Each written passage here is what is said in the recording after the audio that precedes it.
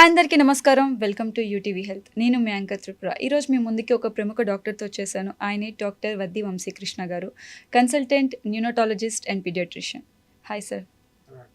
So present వచ్చేసరికి మనకి rainy season. చాలామంది పిల్లలు చాలా ఇన్ఫెక్షన్స్‌తో వాళ్ళ ప్రాబ్లమ్స్‌ని ఫేస్ చేస్తుంటారు. అవి ఎలాంటి ఇన్ఫెక్షన్స్, ఎలాంటి కేర్ తీసుకోవాలనేది మనం డాక్టర్‌ని అడిగి తెలుసుకుందాం. Hi doctor. హలో అండి, నమస్తే. So present rainy season. ఎక్కువ పిల్లలకి డెంగ్యూ ఫీవర్స్ అలాంటి ప్రాబ్లమ్స్ అయితే ఫేస్ చేస్తూ ఉంటారు. సో దాన్ని ఎలా మనం కనిపెడతాం? అంటే ఇది డెంగ్యూ ఫీవర్ లేకపోతే ఏం ఇన్ఫెక్షన్ అనేసి మనం ఎలా తెలుసుకుంటాం? సో నార్మల్లీ ఈ మాన్సూన్స్లో, రైనీ సీజన్స్లో ఎక్కువ పిల్లలకి ఫీవర్స్ కానీ, కోల్డ్ కఫ్ కానీ వస్తూ ఉంటాయి.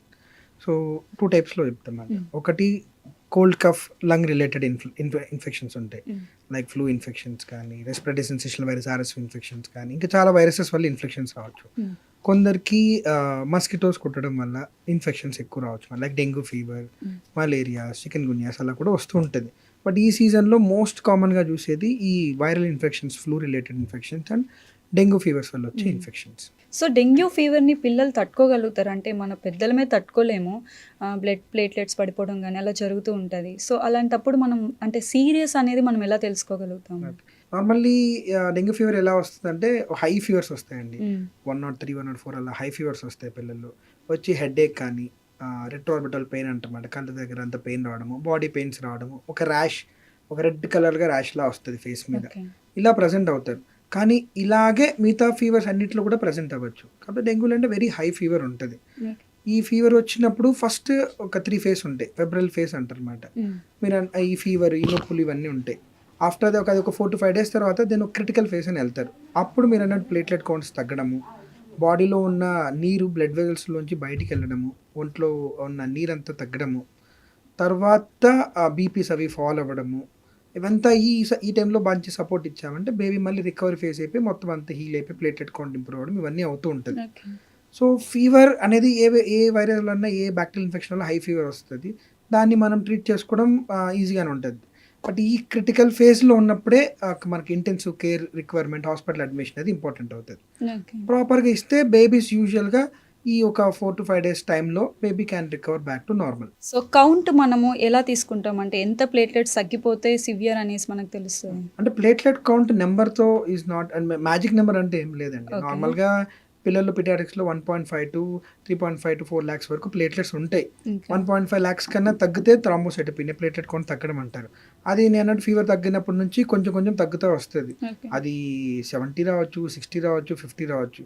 యూజువల్గా 10 to 20,000 కన్నా తక్కువ లేకపోతే అండ్ ఇక్కడ బ్లీడింగ్ అవ్వకపోతే మనం ప్లేట్లెట్స్ ఏమి ఇవ్వము. 30,000 ఉన్న పిల్లలు బాగానే ఉంటారు, 40,000 ఉన్న పిల్లలు బాగానే ఉంటారు, 1 lakh ఉన్న పిల్లలు కూడా బాగానే ఉంటారు. సో ఈ నెంబర్ ఇంత తగ్గిపోతే చాలా సివియర్ అని కాదు. బట్ 20,000 కన్నా తగ్గకపోతే యూజువల్గా బ్లీడింగ్ అవన్నీ అవ్వకపోవడానికి ఛాన్సెస్ తక్కువ ఉంటాయి. సో బ్లీడింగ్ అంటే నోస్ త్రూ కానీ అలా? ఇక్కడ మ్యూకోజల్ బ్లీడ్ అంటారు. ఇక్కడ చిగురుల దగ్గర నుంచి, పెదవుల దగ్గర నుంచి, ముక్కులోంచి, చర్మం మీద చిన్న చిన్న రెడ్గా అలా డాట్స్లో ఉంటుంది అన్నమాట. పెటికి పర్పిరస్ అంటారు. వేరే చోటు నుంచి కూడా వామిటింగ్స్లో బ్లీడింగ్ అవ్వడం కానీ, యూరిన్లో బ్లీడింగ్ అవ్వడం కానీ, మోషన్లో బ్లీడింగ్ అవ్వడం కానీ ఎలాగైనా అవ్వచ్చు బ్లీడింగ్. వన్స్ ఒకవేళ ఇన్ఫెక్షన్కి గురయ్యాడు అనుకోండి బేబీ, ఎన్ని డేస్ టైం పడుతుంది మళ్ళీ మా బేబీ అనేది రికవర్ అవడానికి? ఫస్ట్ టైం డెంగ్యూ ఫీవర్ వచ్చింది అనుకోండి. సో డెంగ్యూ యూజువల్గా 4 స్ట్రెయిన్స్ ఉంటుంది. దాంట్లో ఏదో స్ట్రెయిన్తో ఒకసారి వస్తుంది.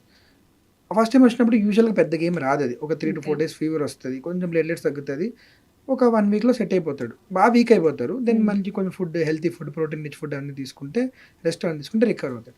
సెకండ్ టైం మళ్ళీ డెంగ్యూ వచ్చింది అనుకోండి, అప్పుడు క్రాస్ రియాక్షన్ జరగడం వల్ల చాలా సీరియస్ అవ్వచ్చు.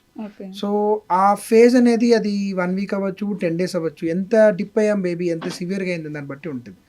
హైపోటెన్షన్ అంటే బీపీలు తగ్గిపోయిన బేబీస్కి 1 week కూడా పట్టచ్చు, చాలా సివియర్ ట్రీట్మెంట్ కూడా తీసుకోవచ్చు. సో ఎంత సివియారిటీకి వెళ్ళిందని దాన్ని బట్టి మన డ్యూరేషన్ డిపెండ్ అయి ఉంటుంది. డెంగ్యూ ఫీవర్ అసలు రాకుండా ప్రికాషన్స్ తీసుకునే ఛాన్సెస్ ఏమైనా ఉంటుంది మాన్సూన్ సీజన్లో? ఇంట్లో ఎక్కువ నిలువ ఉన్న వాటర్ పెట్టుకోకుండా ఉండడము, మన డ్రైనేజ్ అవన్నీ కొంచెం క్లీన్ చేసుకోవడము, దోమ తెరలు అవి వాడడము, మస్కిటో నెట్స్ అవి, తర్వాత ఎక్కువ ఇలాగా మన డస్ట్ కానీ ఇవి ఎక్కువ గ్రాసెస్ కానీ గార్డెన్స్లో కానీ morning times especially dengue spread చేసే మస్కిటో మార్నింగ్ టైమ్స్లో ఎక్కువ కుడుతుంటుంది. సో ఆ టైమ్స్లో ఎక్కువ అలా వెళ్ళకపోవడము, ఫుల్గా హ్యాండ్స్ కవర్ అయ్యేలాగా, లెగ్స్ కవర్ అయ్యేలాగా బట్టలు వేసుకోవడము, కుదిరితే సాక్స్ వేసుకోవడము, ఇలా చేసుకుంటూ ఉండడం వల్ల డెంగ్యూ దోమ కుట్టడం అనేది మనకు తగ్గడం ఛాన్స్ ఉంటుంది. దానివల్ల మన డెంగ్యూ ఫీవర్ వచ్చేదానికి కూడా ఛాన్స్ తక్కువ ఉంటుంది. సో ఓడోమాస్ అవన్నీ యూజ్ చేస్తూ ఉంటారు. అవి హెల్ప్ అవుతాయి అంటారా అంటే మనకి మాన్సూన్స్? పిల్లలు యూజువల్గా ఓడోమాస్ అవన్నీ ఇట్స్ నాట్ రికమెండెడ్. ఓకే. అంటే వాళ్ళు చేతి రాసినప్పుడు ఒకసారి నోట్లో పెట్టుకున్నప్పుడు అలా కూడా వెళ్ళొచ్చు. ఓకే. అండ్ స్కిన్ మీద రియాక్షన్స్ రావచ్చు. సో ఈ క్రీమ్స్ బ్యారియర్స్గా వాడేవి అన్నీ పిల్లల్లో అంత సేఫ్ కాదు. ఓకే. బట్ అలా అని చెప్పి కంప్లీట్గా వాడకూడదని కూడా కాదు. చాలా జాగ్రత్తగా వాడుకోవాలి, ఓకే. కేర్ తీసుకొని. ఈ మాన్సూన్ సీజన్లో మనకి ఎక్కువ ఫ్లూ ఇన్ఫెక్షన్స్ కూడా ఎక్కువ వస్తూ ఉంటాయి. సో దాన్ని ఎలా మనం రికగ్నైజ్ చేయాల్సి వస్తుంది ఇది ఫ్లూ ఇన్ఫెక్షన్ ఫ్లూ ఇన్ఫెక్షన్ యూజువల్గా ఎలా ప్రజెంట్ అవుతుంది అంటే సేమ్ ఫీవర్ వస్తుంది. కాకపోతే వీళ్ళలో ఎక్కువ శాతం కోల్డ్ కఫ్తో ఉంటుంది. డెంగ్యూలో కొంచెం గొంతుమంట రెడ్ కావచ్చు కానీ జలుబు అనేది ఎక్కువగా ఉంటుంది. ఫ్లూ ఇన్ఫెక్షన్స్లో హై ఫీవర్, కోల్డ్ కఫ్ వచ్చి బాడీ పెయిన్స్తో వస్తుంది. సో ఇలా డిఫరెన్షియేట్ చేసుకోవచ్చు.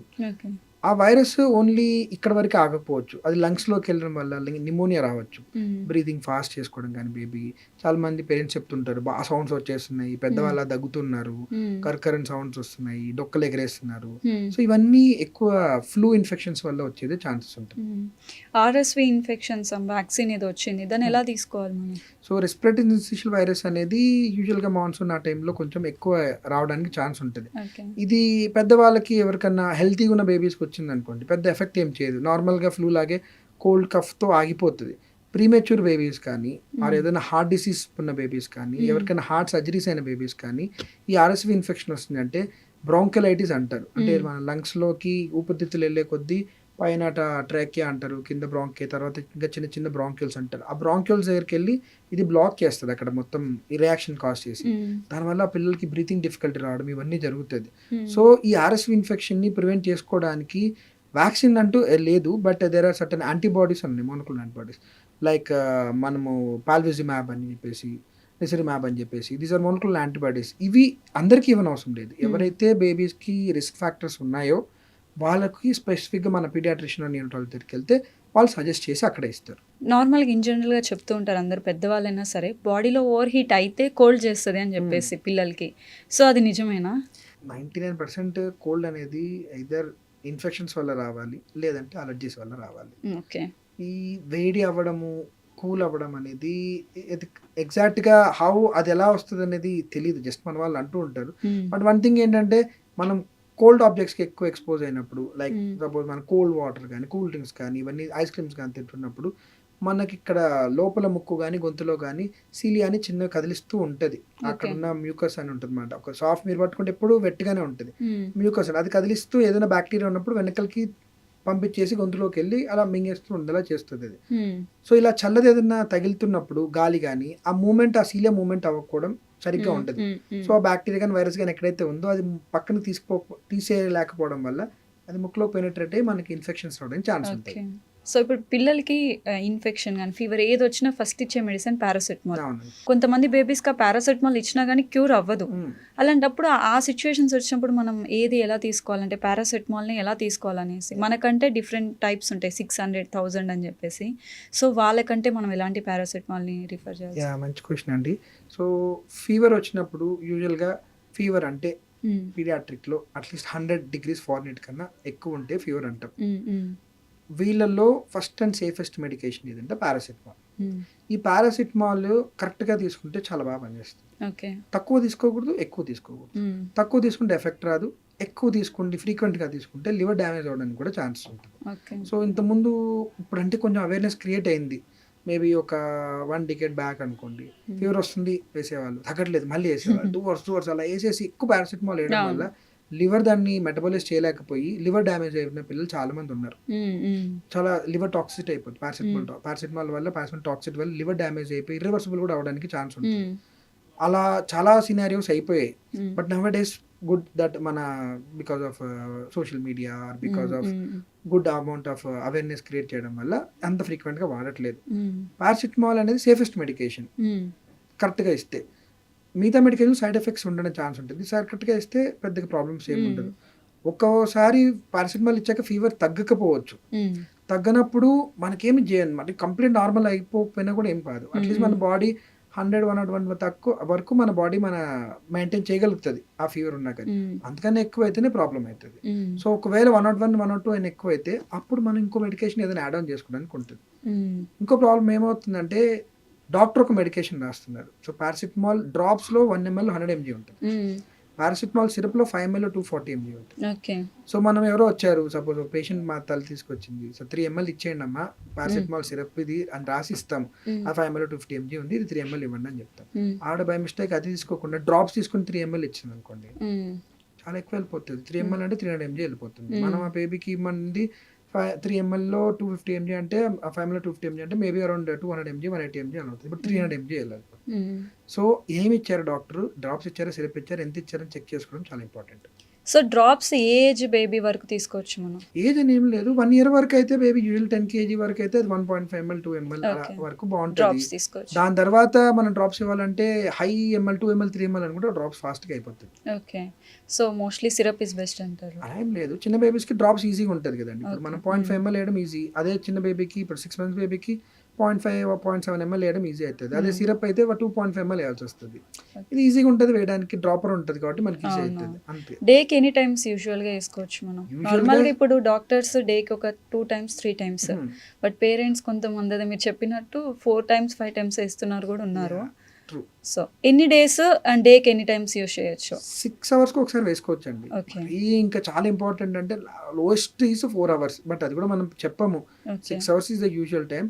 ఎన్ని డేస్ అని ఏం లేదు. సో 6 hours ఒకసారి వేసుకుంటుంటే పారాసిటమాల్ అప్రోప్రియట్ డోస్ మనం చెప్పినట్టు, అది ఒక 4 days వేసినా 5 days వేసినా కూడా ప్రాబ్లం ఏం లేదు.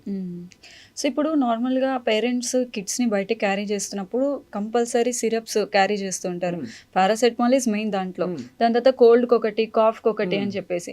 సో కొంచెం జలుబు చేయగానే అసలు అది దేనికి సంబంధం లేకుండా వాళ్ళకి ఇష్టం వచ్చిన సిరప్స్ వేసేస్తారు. అది కూడా కరెక్ట్ కాదనేది అనుకుంటున్నాను. అది కూడా కరెక్ట్ కాదు. ఓకే. ప్రతి జలుబుకి మనం సిరప్స్ వేసేయడం ఏం అవసరం లేదు. మనం వేసే సిరప్ వల్ల జలుబు ఆగిపోదు, దగ్గు ఆగిపోదు, ఆ సివియారిటీని తగ్గిస్తున్నాం. ఇప్పుడు ఒక స్కేల్ ఆఫ్ 0 to 10 లో ఉంటే 10 సివియర్గా ఉండేదాన్ని మనం వేసే సిరప్ వల్ల ఒక 5-6 తెచ్చుకుంటే బేబీకి కానీ పిల్లలు కానీ కొంచెం కంఫర్ట్ ఉంటుంది. అది 0 దాకా తెచ్చుకునేంత డోస్ ఇచ్చామనుకోండి, దానివల్ల సైడ్ ఎఫెక్ట్స్ ఎక్కువ ఉంటాయి. సో సివియర్గా ఉంటేనే వాడాలి మెడిసిన్స్. ప్రతి జలుబు రాగానే మెడిసిన్ వేయడం వల్ల అది సివియర్ అవ్వకుండా ఉంటుంది అన్నట్టు ఏం లేదు. సో కోల్డ్ కూడా సివియర్ ఉంటే ఇంట్లోనే వాళ్ళకి ఆవిరి పెడతా ఉంటారు. ఒక సిప్లా మెడిసిన్ సంథింగ్ లిక్విడ్ వస్తుంది, దాన్ని యూజ్ చేసి పెడతారు. కొంతమంది డాక్టర్ ప్రిస్క్రిప్షన్ లేకుండానే పెడతారు. దానివల్ల ఎఫెక్ట్ అయ్యే ఛాన్సెస్ ఉంటాయి బేబీస్ లంగ్స్కి కానీ. ఇప్పుడు దీంట్లో 2 ప్రాబ్లమ్స్ ఉన్నాయి. ఒకటి, ఉత్తి జలుబుకి నెబులైజేషన్స్ పెడితే పనిచేయదు. మనం నెబులైజేషన్స్ ఎందుకు పెడుతున్నామంటే లంగ్స్లో ఏదైనా ప్రాబ్లం ఉంది, డాక్టర్ వినేసి స్టెత్ పెట్టుకొని వీజ్ అంటారు, సౌండ్ వస్తుంటే దానికన్నా పెడతారు. లేదంటే క్రెప్స్ అంటారు, కర్కరెంట్ సౌండ్స్ వస్తుంటాయి మాట. అప్పుడు డిఫరెంట్ కైండ్ ఆఫ్ మెడికేషన్ ఉంటుంది. దాంట్లో కూడా హైపర్నెప్సెలైన్ అని ఉంటుంది 3% NaC, బుటికాట్ అని స్టిరాయిడ్ ఉంటుంది, సాల్బుటమాల్ అని లంగ్స్లో ఎయిర్వేస్ ఓపెన్ చేయడానికి ఉంటుంది. So A type of medication పెట్టాలనేది డాక్టర్ డిసైడ్ చేస్తారు. ఎప్పుడు చేస్తారు? క్లినికల్ ఎగ్జామిన్ చేశాక చేస్తారు. అవన్నీ లేకుండా మన దగ్గర ఉందని చెప్పి మనం పెట్టుకుంటున్నాం అనుకోండి, అవసరం లేదు. ఒకసారి అవసరం లేకుండా ఎక్కువ ఇవ్వడము, ఒకసారి అవసరమైనప్పుడు కరెక్ట్ మెడికేషన్ కాకుండా వేరే మెడికేషన్ వల్ల ప్రాబ్లమ్స్ వస్తాయి. సెకండ్ ప్రాబ్లం ఏంటి? ఇది ప్రాపర్గా వాడుకోవాల్సి వస్తుంది. మనం ఏదో ఇంట్లో పెట్టేసుకున్నాము, జస్ట్ ఇలా పెట్టేసుకుని వాడుకుంటూ ఉంటే లేని ఇన్ఫెక్షన్స్ కూడా రావచ్చు. అది క్లీన్ చేసుకునే విధానం ఇవన్నీ మనం హాస్పిటల్లో డాక్టర్ దగ్గర కానీ రెస్పెక్టివ్ సిస్టర్స్ దగ్గర కానీ నేర్చుకొని హౌ టు మేనేజ్ అనేది చేసుకోకుండా రొటీన్గా వాడేసాం అనుకోండి, కొత్త ఇన్ఫెక్షన్స్ రావడానికి ఛాన్స్. సో సార్, అంటే మనకు బేబీ పుట్టినప్పుడు జాండీస్తో పుడుతుంది అని చెప్పేసి చెప్తారు, అది కామనేనా? అంటే కంపల్సరీ బేబీ పుట్టేటప్పుడు జాండీస్తోనే పుడతారా? అంటే ప్రతి బేబీకి జాండీస్ వస్తుందండి. Okay. So almost 85 to 90% of బేబీస్కి జాండీస్ వస్తుంది. ఓకే. ఎందుకు వస్తుంది అంటే వాళ్ళ లివర్ ఏదైతే ఉంటుందో, తల్లి గర్భంలో ఉన్నప్పుడు తల్లి ప్లసెంటా అని ఉంటుంది, ఏదైతే తల్లి నుంచి బ్లడ్ సప్లై ఉంటుందో అదంతా ప్యూరిఫై చేసేస్తూ తల్లిలోకి పంపించేస్తుంటుంది. తల్లి లివర్ దాన్ని జాండీస్ బట్టలు బయటకు పంపించేస్తుంది. బట్ పుట్టిన తర్వాత తల్లికి బేబీకి సంబంధం ఉంటుంది. ఆ బేబీ లివరే ఫంక్షన్ చేసుకోవాలి. ఆ ఫంక్షన్ చేసుకోవాల్సిన ఎంజైమ్స్కి యాక్టివ్ అవ్వడానికి కొంచెం టైం పడుతుంది, 5 to 7 days పడుతుంది. అప్పటి వరకు జాండీస్ మెటీరియల్ లోపల కొంచెం అక్యుములేట్ అవుతూ ఉంటుంది. ఇదే సమయంలో జాండీస్ మెటీరియల్ ఎక్కువ ప్రొడక్షన్ కూడా అవుతూ ఉంటుంది. దానివల్ల చాలామంది బేబీస్కి జాండీస్ వస్తూ ఉంటుంది. సివియర్ అంటే ఎంత పర్సంటేజ్? అంటే నార్మల్ 0.5 అనేది కామన్. ఒకవేళ సివియర్ అనుకుంటే బేబీ పుట్టినప్పుడు ఎంత పర్సంటేజ్ ఉంటుందండి? అంటే ఇది 0.51 అని కాదు, యూజువల్ మిల్లీగ్రామ్ పర్ డెసిలీటర్లో మనం చూస్తాం. దానికి పుట్టినప్పుడు ఆ బేబీ ఎన్ని వారాల్లో పుట్టింది, 37 వారాల్లో పుట్టిందా, 34 వారాల్లో పుట్టిందా, 30 వారాల్లో పుట్టిందా, 40 వారాల నిండా పుట్టిందా, అది ఒకటి ఉంటుంది. ప్లస్ రిస్క్ ఫ్యాక్టర్స్ అని ఉంటాయి, అంటే బ్లడ్ గ్రూప్ చేంజెస్ ఉంటాయి. తల్లికి RH నెగిటివ్ ప్రెగ్నెన్సీ ఉంటే, బేబీ పాజిటివ్ ఉన్నప్పుడు, తల్లి బ్లడ్ గ్రూప్ ఓ పాజిటివ్ ఉండి baby blood group B positive ఉన్నప్పుడు కొన్ని G6PD డెఫిషియన్సీ అంటారు. కొన్ని బేబీలు పుట్టిన తర్వాత సరిగ్గా ఏడవకపోయినప్పుడు యాసిడ్ లెవెల్స్ ఎక్కువ ఉన్నప్పుడు అది రిస్క్ ఫ్యాక్టర్స్ అంటారు. సో ఈ రిస్క్ ఫ్యాక్టర్స్ ఉన్నప్పుడు ఒక 37 వీక్స్ 36 వీక్స్గా ఒక కట్ ఆఫ్ ఉంటుంది. అది ఫస్ట్ డేకి 12 అవర్స్కి ఒకటి ఉంటుంది, 24 అవర్స్ ఉంటుంది, 36 అవర్స్ ఉంటుంది, 48 అవర్స్ ఉంటుంది. అలా 5 to 6 days వరకు ఇలా గ్రాఫ్ ఇలా పెరుగుతూ ఉంటుంది. దాని తర్వాత నుంచి ఆ తగ్గట్టు గెస్టేషన్కి తగ్గట్టు ఒక నెంబర్ అని ఉంటుంది అనమాట. సో ఒక నెంబర్ అందరికీ వర్తించదు. ఇప్పుడు ఎక్కువ బేబీస్కి కోల్డ్ చేస్తుంది అనుకోండి, పేరెంట్స్కి ఉంది కాబట్టి పిల్లలకి వస్తుంది అని చెప్పేసి ఎక్కువ అంటూ ఉంటారు. ఇప్పుడు ఫర్ ఎగ్జాంపుల్ నాకు ఎలర్జీ ఉంది, తుమ్ములు వస్తూ ఉంటాయి. సో మా బేబీకి ఉంది అనుకోండి, నీకుంది కాబట్టి మీ బేబీకి ఉంది అంటారు. సో అది వస్తుందా అట్లా బేబీస్కి? దాన్ని మనం కన్సిడర్ చేయొచ్చు అట్లా? అంటే అలర్జీ వల్ల క్యాన్ ట్రాన్స్మిట్ ఇన్ ఫ్యామిలీస్లో ఉండొచ్చు. ఓకే, మీలో అలర్జీ ఉంది, స్ట్రాంగ్ ఫ్యామిలీ హిస్టరీ ఉంది బేబీకి, బేబీలో కూడా అలర్జిక్ సిమ్టమ్స్ లా ఉన్నాయి, అప్పుడు బేబీలో కూడా అలర్జీ రావడానికి ఛాన్సెస్ ఉంటుంది. దానికన్నా అది ట్రాన్స్మిట్ అవ్వచ్చు అవ్వకపోవచ్చు. బట్ మీలో ఇన్ఫెక్షన్ ఏదైనా జలుబు దగ్గు వైరల్ ఫీవర్ వల్ల వచ్చింది అనుకోండి, అది సరిగ్గా మనకు బేబీతో కరెక్ట్గా ఉండకపోతే మన నుంచి బేబీ ట్రాన్స్మిట్ అవ్వడానికి ఛాన్స్ ఎక్కువ ఉంటుంది. సో ఒకవేళ అలాంటి మనం ఆపేదానికి ఏమైనా ఛాన్సెస్ ఉంటాయా బేబీస్? మనం ఇన్ఫెక్షన్స్ ఏదైనా వస్తున్నప్పుడు మనకు అనిపించినప్పుడు మనం మాస్క్ వేసుకోవడము, ఫ్రీక్వెంట్గా హ్యాండ్ వాష్ చేసుకోవడము, తుమ్ములు దగ్గులు వచ్చినప్పుడు వాళ్ళకి కొంచెం దూరంగా ఉండి దగ్గడము, అలా చేస్తే వాళ్ళు ప్రివెంట్ చేయడానికి ఈజీగా. ఓకే, నార్మల్గా పిల్లలు పుట్టినప్పుడు కొంతమంది ఫార్ములా మిల్క్ అనేది ఇస్తూ ఉంటారు. సో ఫార్ములా మిల్క్ అంటే బ్రెస్ట్ మిల్క్ వర్క్ చేసినంత ఇదిగా ఫార్ములా మిల్క్ వర్క్ చేస్తుందా పిల్లలకి? తల్లిపాల నుంచి ఎవ్రీ బేబీకి తన తల్లిపాలు టైలర్ మేడ్గా ఉంటుంది. ఆ బేబీకి తగ్గట్టు ఏమేం కావాలి, ఎలా కావాలి, ఇవన్నీ తల్లి నుంచి వచ్చేవి ఆ బేబీకి తగ్గట్టే ఉంటుంది. ఆ పాలు బేబీ ఇమ్యూనిటీ పెరగడానికి, ఫ్యూచర్లో ఇన్ఫెక్షన్స్ రాకోకుండా, చెవి ఇన్ఫెక్షన్స్ కానీ, లంగ్ ఇన్ఫెక్షన్స్ కానీ, మోషన్స్ కానీ రాకుండా ఉండడానికి, బేబీకి తల్లికి బాండింగ్ కోసం, బేబీ బ్రెయిన్ డెవలప్మెంట్ కోసం చాలా ఇంపార్టెంట్. ఇవన్నీ ఫార్ములా మిల్క్ చేయలేదు. సో తల్లిపాలు ఫార్ములా మిల్క్కి కంపారిజన్ లేదు. తల్లిపాలు ఈజ్ గోల్డ్ స్టాండర్డ్. లేని పక్షాన మనం ఏదో ఒకటి ఇవ్వాలి కాబట్టి ఫార్ములా మిల్క్ ఇస్తున్నాం అంతే. ఓకే, సో అంటే ఇప్పుడు ఫార్ములా మిల్క్ తీసుకున్న బేబీస్కి ఇమ్యూనిటీ సిస్టమ్ తక్కువ ఉంటుంది అని అంటారు. అంటే ప్రతి బేబీకి తక్కువ ఉండాలి అనట్లేదు. ఓకే, తల్లిపాలతో తీసుకున్న బేబీల్ని ఫార్ములా మిల్క్ తీసుకున్న బేబీలు కంపేర్ చేస్తే ఫార్ములా మిల్క్ తీసుకున్న బేబీల కన్నా తల్లిపాలు తీసుకున్న బేబీలు ఇమ్యూనిటీ చాలా బెటర్గా ఉంటుంది. సార్ బేబీస్కి ఫీడింగ్ విషయానికి వస్తే, అంటే ఫుడ్ విషయంకి వస్తే, ఎగ్ డైలీ 1 ఎగ్ ప్రోటీన్ పెట్టొచ్చు అంటారు. సో ఏ ఏజ్ నుంచి మనం ఎగ్ పెట్టొచ్చు బేబీస్కి? ఎందుకంటే ఓవర్ ఎగ్ కూడా జాండీస్కి లీడ్ అయ్యే ఛాన్సెస్ ఉంది అని అంటారు. అది నిజమేనా? అంటే ఏదైనా food is like a medicine అండి. మనం లిమిటెడ్గా తీసుకుంటే ఏదైనా కరెక్ట్గానే ఉంటుంది. యూజువల్గా నవ్వేడేస్ ఇంతకుముందు 1 year దాటితే తప్ప ఎగ్ పెట్టద్దు అనేవాళ్ళు. నవ్వేడేస్ బికాస్ ఆఫ్ ప్రోటీన్ ఎక్కువ ఎంఫసిస్ అంత ప్రోటీన్ మీద ఉంది. ఆ ప్రోటీన్ వల్ల బాడీ బిల్డింగ్ అవుతుంది, మజిల్ డెవలప్మెంట్ అవుతుంది, బ్రెయిన్ డెవలప్మెంట్ అవుతుంది ప్రోటీన్. సో ప్రోటీన్ చాలా ఇంపార్టెంట్. సో ఎందుకు అంత ప్రాపర్గా అలర్జీస్ అవి ఏమి లేవు బేబీస్కి కానీ ఫ్యామిలీస్లో కానీ అంటే నవ్వేడేస్ 8 to 10 months నుంచి స్టార్ట్ చేస్తున్నారు ఎగ్ పెట్టడం, బాయిల్డ్ ఎగ్. సో బనానా వల్ల కూడా ఫ్లూ వస్తుంది అని చెప్పేసి అంటూ ఉంటారు. అది ఎంతవరకు కరెక్ట్? అండి అది లేదు. బనానాని ఎప్పుడు బ్లేమ్ చేస్తూ ఉంటారు, అలా ఏం లేదు. బనానా వల్ల ఫ్లూ ఏం రాదు.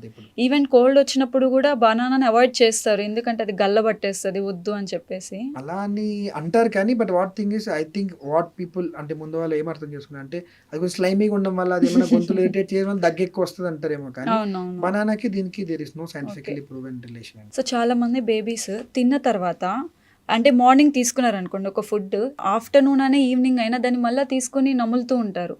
అంటే అది ఫుడ్ అరగకపోవడం వల్ల అంటే వస్తుందా నోట్లోకి, లేకపోతే ఏంటి? అంటే రిఫ్లెక్స్ అనేది ఉంటుంది ప్రతి బేబీ కానీ చిల్డ్రన్ కానీ. కొందరికి అది ఒక హ్యాబిట్ లా ఉంటుంది అన్నమాట తీసుకోండి. బట్ దట్స్ నాట్ ఏ అంత మంచి హ్యాబిట్ కాదు. మన వాళ్ళకి చెప్పేసి వాళ్ళు కొంచెం అట్టమేలాగా అలా చేసుకోకూడదు అని చెప్పడం అనేది బెస్ట్. ఓకే, చాలా మంది కూడా తింటారు, హెవీ అయిపోయింది అనుకోండి వాళ్ళు వామిట్ చేస్తారు. వామిట్ చేసినప్పుడు కొంతమందికి ముక్కులో నుంచి వచ్చేస్తుంది. ఎందుకనేసి అంటే ఇక్కడ గ్యాప్ తక్కువ ఉండడం వలన అది అర్థం. చిన్నపిల్లలకి బేసిక్గా ముక్కుకి నోటికి ఒక కంట్రోల్ అనేది, ఇప్పుడు మామూలుగా ఏదైనా వస్తే నోటి ద్వారానే బయటికి రావాలి, ముక్కు ద్వారా రాకూడదు అనే ఒక కంట్రోల్ ఉంటుంది. ఆ కంట్రోల్ అనేది అంత క్లియర్గా డెవలప్ అవ్వకపోవడం వల్ల కొన్నిసార్లు అలా ఎస్పెషల్లీ లిక్విడ్ డైట్ ఏదైనా తీసుకున్నప్పుడు అలా వచ్చేస్తుంటుంది. బట్ పర్సిస్టెంట్గా ఎప్పుడు ముక్కులోంచే వస్తుంది, దాంతోపాటు వేరే న్యూరలాజికల్ ప్రాబ్లమ్స్ ఉన్నాయంటే మనం మళ్ళీ ఎవాల్యుయేట్ చేయాల్సి వస్తుంది.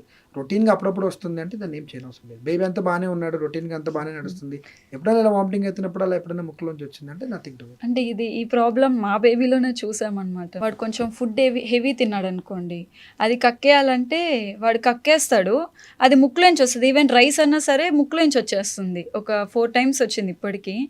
సో అంత సివియర్ ఏం కాదు కానీ ఒకసారి అయితే ఊపిరాడినట్టు అయిపోయిందనమాట. చాలా భయపడిపోయాం మేము. సో అది ఇన్ జనరల్ కామన్ అయినా బేబీస్‌లో లేకపోతే కొందరిలో వస్తుంటదండి. వస్తూ ఉంటది. ఓకే. ఓకే. సో మీరు ఒకవేళ ఈ మాన్సూన్‌లో ఒకవేళ బేబీస్‌కి కేర్ తీసుకోవాలనుకుంటే కొంచెం చాలా మందికి ఇమ్యూనిటీ సిస్టమ్ చాలా తక్కువుంటది. సో అలాంటి వాళ్ళకి ఎలాంటి కేర్ తీసుకోవాలి? బై ఫుడ్ కానీ లేకపోతే మెడికేషన్‌లో గానీ? మనం ఫస్ట్ ఫుడ్‌లో అయితే చూస్తే హెల్తీ ఫుడ్ తినాలి. ఓకే. Balance diet. ఈ టైంలో ఏమైందంటే వర్షాలు పడుతూ ఉంటాయి. మనం ఎక్కువ బయట ఫుడ్ ఆర్డర్ చేస్తూ ఉంటాము. హ్మ్. అది వర్షాల్లో కంటామినేట్ అయిపోవడం వల్ల మోషన్స్ కానీ, లూజ్ మోషన్స్ కానీ అవన్నీ అవుతుంటాయి. సో హెల్తీ ఫుడ్, బ్యాలెన్స్ డైట్‌తో ప్రోటీన్ రిచ్ ఫుడ్ తీసుకోవడం, హ్మ్. ఎక్కువ ఆకుకూరలు అవి తినడము, హ్మ్. ప్రోటీన్ ఎగ్ కూడా మంచిది తినడము. హ్మ్. ఆర్ వెజిటేరియన్స్ అయితే గ్రీన్ లీఫ్ వెజిటేబుల్స్, పన్నీర్ ఇవన్నీ తీసుకోవడము. మోర్ ఇంట్లో చేసుకున్న ఫుడ్ తినడం ఈస్ మచ్ సేఫర్ అండి. హ్మ్. హాట్‌గా ఎక్కువ కూల్‌గా ఉండేది అవాయిడ్ చేయడము. లైక్ హ్మ్. కూల్ డ్రింక్స్ కానీ, ఐస్ క్రీమ్స్ కానీ ఇలా అవాయిడ్ చేస్తుంటే the chance for getting infection అనేది తగ్గుతది. ఓకే. సో ప్రెజెంట్ ఉన్న పేరెంట్స్ వాళ్ళ బిజీ లైఫ్‌లో వాళ్ళు బయటికెళ్ళి తింటూ కిడ్స్‌కి గూడా అదే ఫీడ్ చేస్తున్నారు. లైక్ కేఎఫ్‌సి గానీ, లేకపోతే ఫ్రెంచ్ ఫ్రైస్ కానీ, ఆ ఫుడ్ డైట్ అనేది కరెక్ట్ కాదు అనేసి నా పాయింట్. సో అది ఎంతవరకు అంటే అట్‌లీస్ట్ మంత్లీ వన్స్ అయినా ఫీడ్ చేస్తే పర్వాలేదా అనేసి? అంటే ఇది very difficult question to answer. So ఇప్పుడున్న బిజీ లైఫ్‌లో అందరికీ వండుకోవడానికి టైం ఉండట్లేదు. అదే. వాళ్ళు బయటికెళ్తున్నప్పుడు now we are having a nuclear families. Hmm. ఇంట్లో parents wife and husband with పిల్లలుంటారు. So hmm. వీళ్ళు బయటికెళ్తున్నప్పుడు ఆటోమేటిక్‌గా వీళ్ళు కూడా తీసుకెళ్తూ ఉంటారు. తినిపిస్తూ ఉంటారు. హ్మ్. బట్ అదంత మంచిది కాదు. ఎంత హ్మ్. అవాయిడ్ చేయగలిగితే అంత మంచిది. 1 టైమా, 2 టైమా అనేదేమి we can't say that. Okay. ఒకసారి ఇన్ఫెక్షన్ వచ్చినా ఒకసారి ఇన్ఫెక్షన్ రావచ్చు. అవును. అండ్ ఇవంతా ప్రాసెస్డ్ ఫుడ్ ఎక్కువ ఉంటుంది. అవంతా బ్రెయిన్ డెవలప్‌మెంట్‌కి కానీ వాళ్ళు ఇంకా అంత ఫుల్‌గా డెవలప్ అవ్వకుండి అవును. దానివల్ల మోర్ నెగెటివ్ ఇంపాక్ట్ పడుతుంది బేబీ ఫ్యూచర్ డెవలప్‌మెంట్‌కి. వాళ్ళు దానికి అడిక్ట్ అవుతారు. హ్మ్. అవంతా హై క్యాలరీస్ ఉంటాయి. హ్మ్. దెన్ వాళ్ళ ఒబేసిటీ డెవలప్ అవుతది. హ్మ్. ఫాస్ట్‌గా డయాబెటిస్ అవుతారు హ్మ్. నియర్ బై లైఫ్‌లో. ఇవంతా దానివల్ల ఎక్కువ ప్రాబ్లమ్స్ ఉంటున్నాయి గానీ యూజ్ అయితే ఏం లేదు. ఇప్పుడు ఫారెన్ వాళ్ళని చూసి ఎక్కువ మనం ఇంపాక్ట్ అవుతున్నారు మన వాళ్ళు. అంటే వాళ్ళొక 8 మంత్స్ బేబీని చైర్‌లో కూర్చోబెట్టి ఓన్‌గా తినడం, ఫీడ్ చేయడం నేర్పించాలి అని చెప్పేసి లైక్ బాయిల్డ్ చికెన్ ఇచ్చేయడము అలా చేస్తున్నారు. 8 మంత్స్‌కి డైజెస్టివ్ సిస్టమ్ అనేది అంత ప్రాపర్‌గా వర్క్ అవ్వదు పిల్లలకి. సో, ఆ 8, 9 మంత్స్‌కి మనం బాయిల్ చేసిన చికెన్ ఇవ్వొచ్చా అంటే పిల్లలకి 8, తినడానికి? 9 మంత్స్ కొంచెం early. But hmm. Usually 10-12 months తర్వాత we usually start giving this thing. But ఇవ్వకూడదని కూడా ఏం లేదు. ఓకే. మనం బాగా బాయిల్ చేసి మించేసిన చికెన్‌ని we can still try and see. But better 10 months తర్వాత, 12 మంత్స్ తర్వాత అయితే కొంచెం బెటర్‌గా ఉంటది. చాలా మంది ఫుడ్‌ని కూడా 6 మంత్స్ నుంచే స్టార్ట్ చేసేస్తారనమాట. సో, నార్మల్‌గా ఒక బేబీ పుట్టిన తర్వాత ఏ మంత్స్ నుంచి స్టార్ట్ చేస్తే బెటర్ ఫుడ్ అనేది? So, WHO world health organization ఏం చెప్పిందంటే హ్మ్. 180 డేస్, హ్మ్. 6 మంత్స్ తర్వాత ఎవరైతే బేబీస్‌కి ఆహ్, ఈ టైం నిండిన తర్వాత నెక్ కంట్రోల్ అది బాగున్న తర్వాత హ్మ్. బేబీస్‌కి వాళ్ళకి ఫుడ్ అది స్టార్ట్ చేస్తే బెటర్‌గా ఉంటది. అప్పుడు ఓకే. వాళ్ళ డైజెస్ట్ సిస్టమ్ డెవలప్‌మెంట్ కానీ, వాళ్ళు మౌత్‌లోంచి మింగుతున్నప్పుడు అది పొట్టలోకి వెళ్ళడానికి, లంగ్స్‌లో ఎళ్ళకోకుండా ఉండడానికి, హ్మ్. వాళ్ళకి ఫుడ్ మీద ఇంట్రెస్ట్ రావడానికి ఇవన్నిటికి బెటర్‌గా ఉంటది 180 డేస్ తర్వాత. హ్మ్. కానీ మన దగ్గర ఏంటంటే చాలా వరకు 5 మంత్స్ కంప్లీట్ అయ్యి 6 మంత్స్ పడగానే చేస్తుంటారు.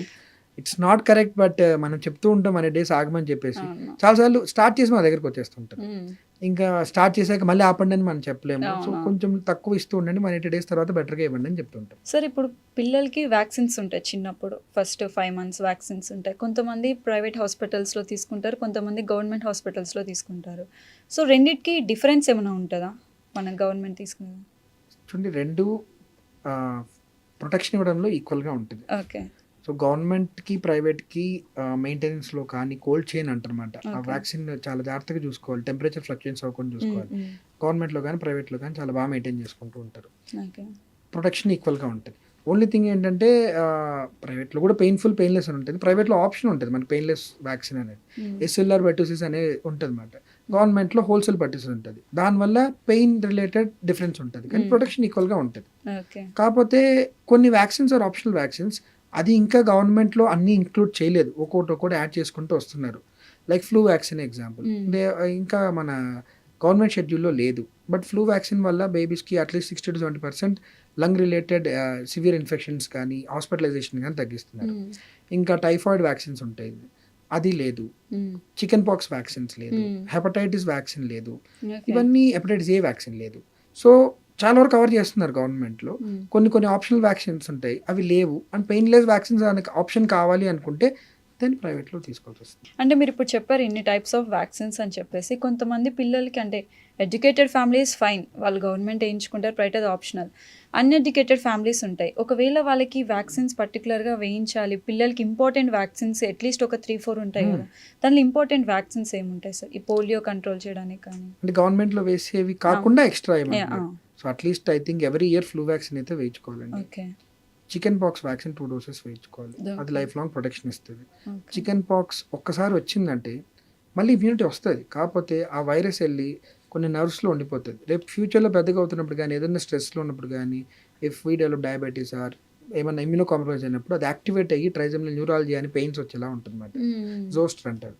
అలా రాకోకుండా కంప్లీట్ ప్రొటెక్షన్ ఇస్తుంది అది. చికెన్ పాక్స్ వేసుకోవాలి. హెపటైటిస్ ఏ వ్యాక్సిన్ ఉంటుంది. సో చాలా మందికి జాండీస్, మీరు అన్నట్టు ప్రీటమ్ న్యూ బోర్న్ బేబీస్కే కాదు, పెద్దవాళ్ళకి కూడా జాండీస్ వచ్చింది చూస్తుంటారు. అవునవును. చూస్తే ఏమైందంటే హెపటైటిస్ వచ్చింది అంటారు. సో ఆ hepatitis infection life long prevent చేసుకోవడానికి హెపటైటిస్ బి అది గవర్నమెంట్లో ఇస్తున్నారు. హెపటైటిస్ ఏ ఇంకా స్టార్ట్ చేయలేదు. సో ఆ వ్యాక్సిన్ని తీసుకుంటే ఏదో సింగిల్ డోస్ లైవ్ అటెన్యూట్ తీసుకున్న, 2 డోసెస్ ఆఫ్ ఇనాక్టివేట్ వ్యాక్సిన్ తీసుకున్న మంచి ప్రొటెక్షన్ ఉంటుంది, life long protection. Okay. So ఇవైతే బేసిక్గా తీసుకోవడం అనేది చాలా ఇంపార్టెంట్. సో చాలా మంది పేరెంట్స్ చేసే మిస్టేక్ ఏంటంటే, నా బేబీ సన్నగా ఉన్నాడు, లావ్ అయిపోవాలని డేకి ఎక్కువ టైమ్స్ ఫీడ్ చేస్తుంటారు, వాళ్ళకి బలవంతంగా ఫీడ్ చేస్తారు.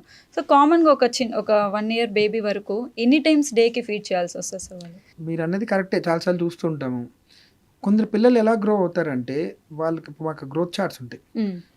ప్రతి ఒక్కరూ ఫుల్గా అన్ని హైగా ఏం గ్రోత్ ఉండదు. దాంట్లో మళ్ళీ సెంటైల్స్ ఉంటాయి. 3rd సెంటైల్, 10th సెంటైల్, 50th సెంటైల్, అలా సెంటైల్స్ ఉంటాయి. చాలా వరకు ఆ మిడిల్ 50th సెంటైల్కి పైన కింద నడుస్తూ ఉంటారు అనమాట. కొందరు ఏంటంటే జస్ట్ లోయెస్ట్ సెంటైల్ కన్నా పైన ఉంటారు అనమాట. వాళ్ళు కాకపోతే అదే కర్వ్ మీద గ్రో అవుతూ ఉంటారు. అది వాళ్ళ బాడీ నైజం. అది నా కొడుకు ఇంకా పైకి వెళ్ళిపోవాలి, పక్కన బేబీతో కంపేర్ చేసుకొని పైకి వెళ్ళాలంటే ఆయన బాడీ ఆవిడ బాడీ కానీ సహకరించట్లేదు. But they are healthy, the brain development కానీ యాక్టివ్ ఉంటున్నారు. కొందరు సన్నగా ఉన్న హైట్ ఉంటారు. సో అది బాడీ తత్వం ఉంటుంది. యాజ్ లాంగ్ యాజ్ వాళ్ళు పెరుగుతున్నారు, ఒక కరువుల మీద మెయింటైన్ అవుతూ ఉన్నారు అంటే we still can be happy. And ఎన్నిసార్లు ఫీడ్ ఇవ్వాలనేది అంటే యూజువల్గా మార్నింగ్ ఒకసారి, మళ్ళీ మధ్యాహ్నం ఒకసారి, మధ్యలో we can have some small snacks, vegetables కానీ ఫ్రూట్స్ కానీ ఇవ్వచ్చు. మళ్ళీ evening again we can have some milk or certain home made snacks, again vegetables fruits ఇవ్వచ్చు. మళ్ళీ నైట్. సో దీస్ అయితే minimum 3 times plus 1 or 2 snacks అయితే that will be optimal for any child. And ఇంకోటి వచ్చేసరికి వీళ్ళు చెప్తారనమాట, వసపోస్తే మాటలు ఎక్కువ వస్తాయి అని చెప్పేసి, లేకపోతే మాటలు సరిగ్గా రాకపోతే ఏదో సరస్వతి తైలం అని చెప్పేసి ఇవన్నీ చేస్తూ ఉంటారు. సో బై బర్త్ అంటే వాళ్ళకు ఉంటుంది ఈ స్టేజ్ నుంచి మాటలు రావడం కానీ ఏదైనా సరే. సో వాటి వల్ల యూజ్ ఉంటుందా వసపోయడం కానీ, లేకపోతే ఏదైనా సరే? అంటే టు బి ఫ్రాంక్ నాకైతే అంత ఐడియా లేదు వసపోయడం వల్ల వస్తుంది అంటే ఎలా పనిచేస్తుందో నాకు తెలియదు. అది యాక్చువల్గా సరస్వతి లేహం రాస్తే వస్తుంది అనేది. నార్మల్గా బేబీస్కి 6 months నుంచి మోనోసిల్వల్ వర్డ్స్ మాట్లాడతారు. మా అంటారు. 9 months 10 monthsకి మా అమ్మ దాన్ని బైసెబుల్ వర్డ్స్ వాడతారు. 1 yearకి 1 or 2 words వాడతారు. యూజువల్గా 15 to 18 months వరకు మాట్లాడకపోయినా మనం పర్లేదు, వీళ్ళు వెయిట్ అని ఉంటాం అన్నమాట. ఇది రాస్తే వస్తుందా డెఫినెట్గా అంటే వీ రియల్లీ డోంట్ నో. అంటే దాన్ని ఎందుకు వస్తుంది అవి రాస్తే అనేది తెలియదు.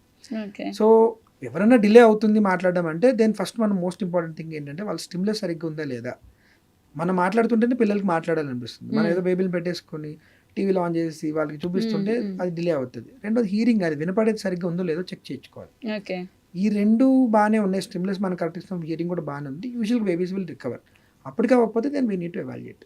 అదే చాలా మందికి 4-5 years అయినా సరే మాటలు రావు, వాళ్ళు ట్రై చేస్తారు బట్ రావు. ఎందుకనేసి అంటే ఏమైనా ప్రాబ్లం ఉంటుందా వాళ్ళలో? అదే ఫస్ట్ వింటేనే మాట్లాడతారు, ఓకే లేదు అది బాగానే ఉంది.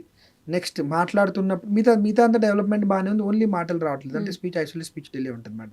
అప్పుడు ఏంటి, ప్రాపర్ స్టిమ్యులస్ అవుతున్నారా లేదా, ఆర్ ఎక్కువ స్క్రీన్స్ అడిక్ట్ అవుతున్నారా. నౌ-a-days స్క్రీన్ మీద ఎక్కువ ఉంటున్నారు. either that can be any kind of social media. దానివల్ల ఏమవుతుందంటే చూస్తున్నారు తప్ప దాన్ని వాళ్ళు కళ్ళతో చూస్తున్నారు, కదిలిపోతూ ఉంటుంది. అది వాళ్ళకి బ్రెయిన్కి అర్థం కాదు, అది వాళ్ళ రిసెప్టివ్ లాంగ్వేజ్ కింద లేదు. Parents are busy, they are working, వాళ్ళ టైంలో వాళ్ళు ఉంటున్నారు. ఏదో వస్తారు, ఆడుకుంటారు, కొద్దిసేపు ఉంటారు, పక్కన వెళ్ళిపోతారు. ఎవరో ఇంత ముందులా కూర్చొని నేర్పించేలా లేరు. ఐ థింక్ దీనివల్ల majority of the babies are getting affected. ఇప్పుడు 3 years రాగానే బేబీస్ని స్కూల్కి వేసేస్తున్నారు. అడిగితే వచ్చేసాయి ఇంకా నేర్చేసుకోవాలంటే ప్రీ స్కూల్స్ అని చెప్పేసి కిండర్ జాయ్ అంతా స్టార్ట్ చేస్తున్నారు. సో కరెక్ట్ ఏజ్ అంటే పిల్లలు ఏ ఏజ్కి వాళ్ళకి తెలుస్తుంది అంటే ఇది కరెక్ట్ ఇది రైట్ అని చెప్పేసి ఏ ఏజ్లో స్కూల్కి వేస్తే బెటర్ అని మీ ఫీల్ సార్?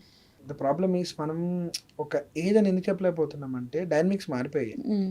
వర్కింగ్ పేరెంట్స్ ఉన్నారు, ఇద్దరే ఉన్నారు. వాళ్ళు వర్క్ వెళ్ళాలి, పిల్లల్ని చూసుకోవడానికి ఎవరు లేరు. వాళ్ళు ఏం చేస్తున్నారు, ప్లే స్కూల్స్లో వేయాల్సి వస్తుంది. ప్లే స్కూల్స్ ఆర్ టెంపరీగా ఉంటుంది, 2 hours 3 hours అలా ఉంటుంది. డే కేర్ అని ఉంటుంది, మార్నింగ్ నుంచి అవును. ఈవినింగ్ వరకు ఉంటుంది. అది ఇది కరెక్టా ఇది తప్ప అని చెప్పలేకపోతున్నాం. ఎందుకంటే లేదు మీరు ఇంట్లోనే ఉండాలంటే they need to earn, they need to earn for they livelihood. అది అవ్వలేకపోతుంది. ఒకవేళ పంపిస్తుంటే స్కూల్స్లో ఇంత అర్లీగా వేయడం వల్ల బేబీకి ఓవర్ స్టిమ్యులస్ అవుతుంది అనిపిస్తుంది. ఐ థింక్ కొన్ని మంచి ప్లే స్కూల్స్ ఉన్నాయి వేర్ దే ఎక్కువ ఈ స్ట్రెస్ పెట్టుకోకుండా నేర్చుకోవాలి ఎవరైనా అనుకోకుండా దే ప్రమోట్ న్యాచురల్గా ఇంట్లో చూసుకున్నట్టు ఉంటుంది. వాళ్ళకైతే you can start after 2 years. Okay. అది earliest thing I feel. 5 years is the good time where the child can be joined in a school. So ఇప్పుడు బేబీస్ కొంతమంది డిఫరెంట్గా యాక్ట్ చేస్తారు, లైక్ ఆడుకుంటూ ఉంటారు హ్యాపీగా, సడన్గా కొట్టడము లేకపోతే అరవడము ఒకలాంటి బిహేవ్ చేస్తారు. సో అది మెంటల్లీ వాళ్ళు ఏమైనా డిస్టర్బ్ అవడం వల్ల అలా చేస్తారు. ఈవెన్ కామన్ 3 years బేబీస్లోనే చూస్తూ ఉంటాం మనం, ఎక్కువ చేతులు ఆడించడం కొట్టడం అలా చేస్తూ ఉంటారు. ఎందుకనేసి అదండి ఇవి టెంపర్ టాంట్రమ్స్ అంటారు. వాళ్ళకి ఏదైనా కావాల్సింది కానీ వాళ్ళకి ఏదైనా నచ్చింది కానీ దొరకనప్పుడు వాళ్ళు అలాగా టెంపర్ని కంట్రోల్ చేసుకోలేకపోయినా టాంట్రమ్ లాగా చేస్తుంటారు అనమాట. ఇది యూజువల్గా ఓవర్ ద టైం 4-5 years కల్లా సెటిల్ అయిపోతుంది. బట్ ఆ టాంట్రమ్స్ ఎంత సివియర్గా ఉండేదే పాపం వాళ్ళ పేరెంట్స్కే తెలుస్తుంది. కాకపోతే ఆ టైంలో ఏం చేయాలంటే రాదని ఆ టైంలో మనం వెళ్ళి వాళ్ళకి బాబు కన్నా ఇలా చేస్తే తప్పు అంటే వాళ్ళు వినిపించుకోరు. వాళ్ళకి ఆ టైంలో ఏంటంటే వీ షుడ్ డీవియేట్ దెమ్. ఈ దాని మీద వాళ్ళు గొడవ పెడుతున్నారు. అదే సేమ్ టైం అరే మావాడు ఏడుస్తాడు లేకపోతే గొడవ చేస్తాడని చెప్పేసి మీరు వెళ్ళి సపోజ్ ఈ చాక్లెట్ ఏదో ఫోన్ అడిగని చెప్పి ఇచ్చారనుకోండి, నెక్స్ట్ టైం ఏం చేస్తాడు, ఇలా చేస్తే మా అమ్మ నాకు ఇస్తుంది కాబట్టి నేను మళ్ళీ అలాగే చేస్తానంటే సో అది అలవాటు అయిపోతుంది. సో ఆ టైంలో మనం డివేట్ చేసేయాలి. వేరే దాని మీద అరే చూడు అక్కడ ఆడుకుందాం ఇక్కడికి వెళ్దాం అక్కడికి వెళ్దాం అని చెప్పి డివేట్ చేసేస్తే ఆ మైండ్ డివేట్ అయిపోతుంది. స్లోగా 4 yearsకి ఆ కంట్రోల్ చేసుకోవడం వాళ్ళకి అలవాటు అయిపోతుంది టెంపర్ని. Then they can be normal. కోల్ చేస్తే చాలామంది మదర్స్ అంటే హాస్పిటల్స్ అదంతా వద్దు, హోమ్లో ట్రీట్మెంటే చేసుకుంటామని చెప్పి తమలపాకుని వెయిట్ చేసి పెట్టడం కానీ చాలా రీల్స్ కూడా చూస్తుంటాం, హోమ్ రెమెడీస్ అని చెప్పేసి. సో అది ఎక్కువ ఎఫెక్ట్ అవుతుందా లేకపోతే, ఎందుకంటే మన కండిషన్ తెలీదు కోల్డ్ ఏంటి అని, సో డాక్టర్ని కంపల్సరీ కాంటాక్ట్ అవ్వడం బెస్ట్ అంటారా? అంటే అగైన్ తమలపాకు పెడితే ఎలా పనిచేస్తుందని నాకు తెలియదు. బట్ ఏదో పెడుతున్నారు, పైన పెడుతున్నారు, లోపల బాడీ లోపలికి వెళ్ళట్లేదు, కడుపులోకి ఏమి ఇవ్వట్లేదు. They can try. కానీ అదే పెట్టేసుకొని అసలు డాక్టర్ రిక్వైర్మెంట్ ఉన్నప్పుడు అంటే ఎవరి కోల్డ్కి డాక్టర్ చూపించమనట్లేదు.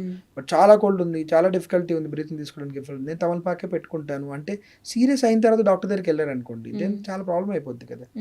ఏదో హోమ్ రెమెడీ ట్రై చేసుకోవచ్చు, బట్ అది ఒక స్టేజ్ దాటిన తర్వాత డెఫినెట్గా డాక్టర్ చూపించకపోతే నిమోనియా కింద కన్వర్ట్ అయింది అనుకోండి, then it will be very difficult కదా.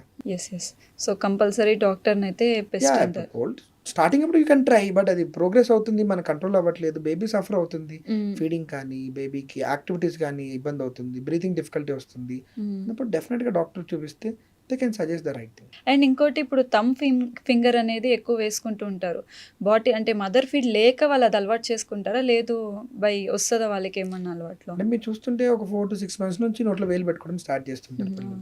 ఇది థమ్ సకింగ్ అంటారు. అది 4 to 5 years వరకు ఏం కాదు అలా పెట్టుకుంటే. అది ఒకటి టీత్ వస్తున్నప్పుడు కొంచెం ఇచ్చింగ్గా ఉంటుంది వాళ్ళకి, దానికోసం పెట్టుకుంటారు, స్ట్రెస్ రిలీఫ్ కోసం పెట్టుకుంటారు, ఒక్కోసారి అది పాసిఫైర్లా ఉంటుంది వాళ్ళకి, హ్యాపీనెస్ ఇస్తుంది, దానివల్ల కూడా పెట్టుకుంటారు. 4 years వరకు వాళ్ళు పర్మనెంట్ టీత్ అంత ప్రాపర్గా రాదు కాబట్టి సో మన జా మూమెంట్స్ అవన్నీ చేంజెస్ కానీ అవన్నీ కానీ రావు.